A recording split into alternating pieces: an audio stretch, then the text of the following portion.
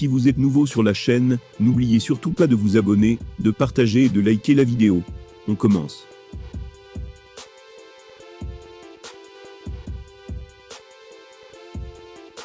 Arrivé il y a un peu plus d'un an seulement à l'UFC, Benoît Saint-Denis a déjà prouvé qu'il n'était pas à prendre à la légère.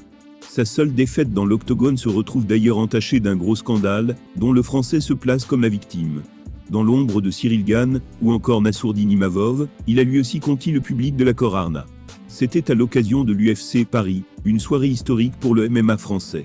Benoît Saint-Denis faisait en effet partie des combattants français, ayant eu le privilège de prendre part à l'événement disputé dans la capitale française.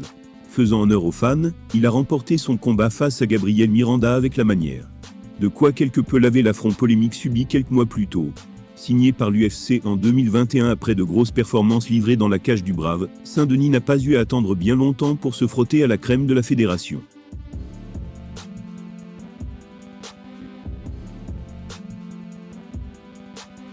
Il s'est immédiatement opposé à Elise Zaleski, membre du top 15 des poids mi-moyens de l'époque.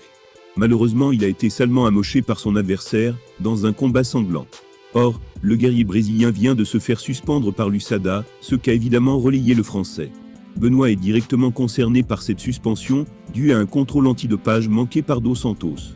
Pour le fait d'avoir, le Français a accompagné ce poste de mots forts au sujet de la situation, qui le pénalise forcément.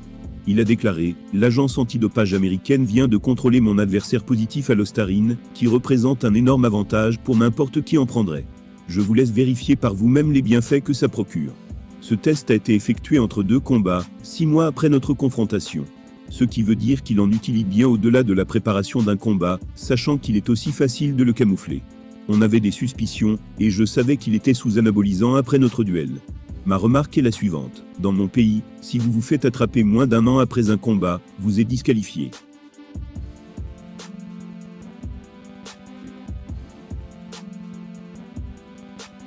Avec ces lignes, Saint-Denis espère donc obtenir un no contest à la place de sa seule défaite en carrière, histoire que justice soit rendue, et qu'il récupère un bilan immaculé. En revanche, pas question pour lui d'en vouloir à son bourreau. Il a continué en disant « Je ne suis pas en colère contre Elise, il vient d'un temps où il n'y avait pas d'agence antidopage.